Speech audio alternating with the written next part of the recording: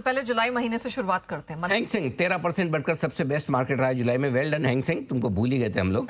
Korea बहुत जोर से रो रहा, 22% नीचे रहा। निक्के 8% नीचे और नैस्डैक में 6%, 6.5% की कमजोरी है। शंघाई को भी 6-6.5% देखकर दिल को सुकून मिलता है। निफ्टी दूसरे महीने तेज रहा है हमारा, 2.25% चढ़कर बंद हुआ है और 5 महीने की हाईएस्ट क्लोजिंग मिली है नेहा जी निफ्टी में। बैंक निफ्टी 0.5% की हल्की गिरावट रही है, तो मिड कैप सेलेक्ट इंडेक्स में 2.5% की तेजी रही पिछले महीने। स्मॉल कैप इंडेक्स चौथे महीने तेज रहा है, 2.5% बढ़कर आया। स्मॉल कैप इंडेक्स सिर्फ 1.5% दूर बचा है अपनी लाइफ हाई से। पिछले महीने सबसे बेस्ट सेक्टर है आईटी, 17%। लोग सब राइट ऑफ कर चुके थे आईटी को, है एआई ये वो मर जाएगी। देखो ऐसा इसी ने बनाया, ऐसे ही है, ये बॉलीवुड का हीरो है। 5-6 घूंसे खाकर ऐसा लगता है कि तो गया, अचानक से उसको याद आता है कोई अपनी वाइफ का या अपनी माँ का कि इस विलन ने मेरी बेइज्जती की थी, अब मैं देखो इनको कैसे। आईटी का भी वैसे हाल है। ये सारे लोग थे मार्केट जिन्होंने मेरी बड़ी बेइज्जती की, कहा कि ये तो मर गया, सेक्टर खत्म है। लो जी अब उठ खड़ा हुआ, बिल्कुल वैसी वाली परफॉर्मेंस आई है इनकी। और जुलाई 2020 के बाद ये डेटा ध्यान से देखिएगा, 6 साल बाद आईटी इंडेक्स में एक महीने की सबसे बड़ी तेजी हुई। उस समय 22% बढ़ा था, 17%। वीकली डेटा आ जाइए, निफ्टी 2.5% चढ़कर 2.2%, हाँ इस हफ्ते 2.5% चढ़कर 21 हफ्तों की ऊंचाइयों पर बंद हुआ है। प्यार से धीरे धीरे ऐसा जा रहा है, आपको पता ही नहीं चल रहा कि बढ़े जा रहा है। प्यार, ये स्पीड जो है ना मार्केट के बढ़ने की जबरदस्त है। आपने कहा भी धीरे धीरे बढ़े, अरे बस एकदम प्यार से धीरे धीरे बढ़े। कौन से अपनी जल्दी है कि सारे 25,000 30,000 के टारगेट कल परसों इसी महीने अगले हफ्ता है। आराम से बढ़े ना, हर वीक सबको मौका मिले खरीदने बेचने का, वो होना चाहिए। मार्केट लगातार 7वें हफ्ते 24,475 के वीकली मूविंग एवरेज के नीचे रहा है। इस बार पूरी उम्मीद है नेहा जी 24,500 के ऊपर इस हफ्ते को बंद करना चाहिए, और ये किया तो ये भी एक बड़ा ब्रेकआउट होगा 7 हफ्ते के बाद में। नोट कर लो, अभी आज मंडे, अगले मंडे बात करेंगे अपन, याद रखना। 24,475 फिर बोलना मत, बताएंगे। ओके, आइए बैंक निफ्टी 1% चढ़कर 50 NWM में 57,000 के ऊपर वापस से आ गया।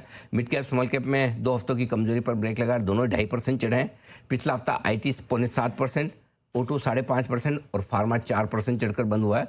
और जून 2024 के बाद 2 साल बाद आईटी इंडेक्स में एक हफ्ते की भी सबसे बड़ी तेजी बनी है। मंथली वाली तो रही है, वीकली वाली भी 2 साल बाद की एक सबसे बड़ी तेजी। तो आईटी बहुत गजब की लीडरशिप में। शुक्रवार को क्या हुआ? डेली डेटा, निफ्टी तीसरे दिन तेज रहा है, तेजी की लगाई है हैट्रिक, और 5वें दिन बनाया हायर हाई हायर लो, मजबूती के संकेत। 18 दिन का हाई बनाया है शुक्रवार को 24,429 पर, यह आपके लिए अच्छी तेजी के साथ बंद हुआ है। निफ्टी बैंक 0.2% यानी 117 पॉइंट चढ़ा था। और इंट्राडे में 200 डे का जो इसका हाई है, डीएमए का हाई 57,432 के आसपास से रुका, आज इसके ऊपर ही खुलेगा, सीधा ऊपर। इसके ऊपर ही खुलना है, नीचे से कुछ नहीं, छोटे मोटे लेवल का। अब वो वंदे भारत की तरफ पार करो, आगे बढ़ो, बिल्कुल, है ना। मिड कैप सेलेक्ट 0.7% बढ़कर बंद हुआ है। तीसरे दिन हायर हाई हायर लो बना है। 5वें दिन 50 डीएमए के ऊपर बंद हो रहा है, मजबूती के संकेत लगातार हैं। स्मॉल कैप इंडेक्स 85 पॉइंट ऊपर बंद हुआ है। अपने लाइफ हाई जो है 19,716 से सिर्फ 2% दूर है। जोर लगा के हमेशा इस हफ्ते कर दो, अब नहीं तो कब कर डालो, बिल्कुल लाइफ हाई बनाओ। और विक्स 3.25% गिरकर वापस से अच्छी मजबूती के संकेत दे रहा है। और शुक्रवार को फार्मा इंडेक्स ने फिर से बनाया था नया लाइफ हाई।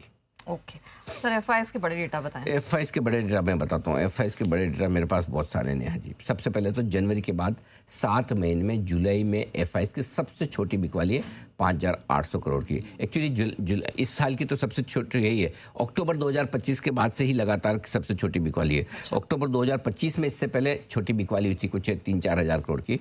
तो एक तरह से मोटा मोटी देखें तो अक्टूबर 2025 के बाद से ये सबसे बढ़िया महीना रहा है एफआईएस की कम बिकवाली के लिहाज से।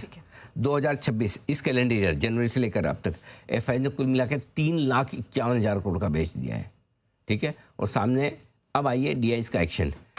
5,800 करोड़ की बिकवाली जुलाई में है एफआईएस की। लोकल फंड्स की खरीदारी 35,000 करोड़ की है। और 2026 में इन्होंने बेचा कितना, 3,51,000। लोकल ने कितना खरीदा है, 5,05,000। ये सब आपकी ताकत है जी, हमारे रिटेल इन्वेस्टर्स की ताकत है, जिनके दम पर ये सारा होता दिखा है, ठीक है। और एफआईएस ने लगातार 13वें महीना सेलिंग की है। और 13 महीने की सेलिंग मालूम है कब हुई है? पिछली बार, ये डेटा लिखा नहीं, मैं अपने पढ़ के बता रहा हूँ जी। पिछली बार 13 महीने एक साथ बेचा था इन्होंने, नवंबर 2007 से नवंबर 2008 13 महीने तक। ये वो लेमन ब्रदर्स क्राइसिस वाला टाइम था, तब बेचा था। तब जाके अब 13 महीने लगातार बेचा है 2008 के बाद, ठीक है। ये वाली बात है। और लेकिन एक चीज़ और है, लगातार चौथे महीने एफआईएस की सेलिंग है ना धीमे धीमे धीमे धीमे धीमे धीमे कम होती जा रही है। लगातार अब मार्च के बाद से अप्रैल मई जून जुलाई 4 महीने पिछले महीने से सेलिंग कम होती जा रही है। तो डेटा में बहुत कुछ अच्छा है नेहा, बहुत कुछ अच्छा है। 1,22,000 करोड़ की बिकवाली की थी मार्च में और अभी 5,700 करोड़ की है। घटते घटते इतनी कम आ गई। उसके बावजूद 3,51,000 करोड़ की बिकवाली है साल की। मतलब जनवरी फरवरी में जो ट्रक भर भर के बेचा है इन्होंने, अब जाके कम होते दिख रहे हैं। ठीक है, अब आइए डेली वाले डेटा भी देख लेते हैं, वो भी काम के। इंडेक्स फ्यूचर्स की लॉन्ग पोजीशन तीसरे दिन बढ़ी है, 11-12 पर पहुंच गई, 11.12 पर। 7 दिनों से एफआईएस की पोजीशन बढ़ने का ट्रेंड। 7 दिन पहले 7.8% थी एफआईएस की इंडेक्स फ्यूचर लॉन्ग, अब 11% के ऊपर। तो धीमे धीमे अपनी शॉर्ट काट के लॉन्ग बढ़ा रहे हैं। एफआईएस की लगातार चौथे दिन छोटी सही खरीदारी हुई है और नेट खरीदारी ठीक ठाक है, 4,375 करोड़ की। और घरेलू फंड ने एक दिन बेचा था, उसके बाद कल फिर से 2,260 की खरीदारी की। वेरी वेल सर, अब ग्लोबल मार्केट के बड़े डेटा बताइए। हाय क्रूड बता ही चुका है, $84 के नीचे, अब तो 82 के भी नीचे आ गया, थैंक गॉड। शुक्रवार को डाउ और नेस्डेक दोनों 250 पॉइंट मजबूत बंद हुए।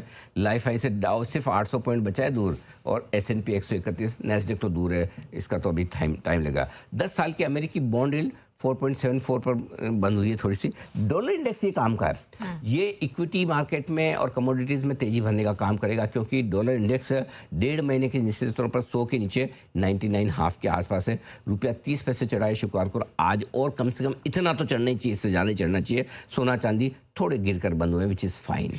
ओके सर, अब IT इंडेक्स प्रॉफिट बुकिंग करनी है या ट्रेंड बदला है, होल्ड करना है, नया पैसा लगाना है, क्या करना है? एक दिन की कमजोरी से ट्रेंड नहीं बदलता, योर हाइनेस। ओके 5 दिन की तेजी पर ब्रेक जरूर लगाए शुक्रवार को, लेकिन 1.5% घटकर यानी कि 500 पॉइंट गिरकर बंद हुआ है। कहाँ? 30,700 पर। आपको याद होगा कि हमारा ये कहना था कि 30,750 के नीचे ही कमजोर होना शुरू करेगा, लगभग वहीं पर जाकर बंद हुआ है। 5 दिन से हायर हाई हायर लो बना रहा था, 18 उस पर ब्रेक लगाए।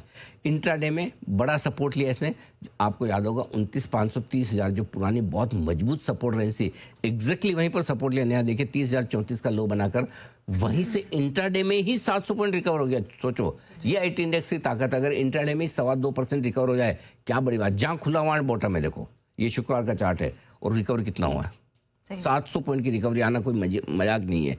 ठीक है, अब बड़ी कमजोरी 29,131 के नीचे बंद होने पर होगी और अगला टारगेट हमारा जो है 32,765 के आसपास, 32,800 के आसपास का मान कर चले। शुक्रवार को हमने साफ कहा था 5 दिन की तेजी पर आज ब्रेक लगेगा, हल्की मुनाफा वसूली आएगी, लेकिन बड़ी मंदी या ट्रेंड रिवर्सल की संभावना अभी नहीं है। जब तक 29,100 के नीचे बंद न हो, ट्रेंड रिवर्सल नहीं होगा। आज फिर से कोरिया और जापान की कमजोरी IT शेयरों को सपोर्ट दे देगी, तो डरने घबराने की जरूरत नहीं है। 29,530,000 की रेंज में आए तो फिर से एंट्री मार लीजिए।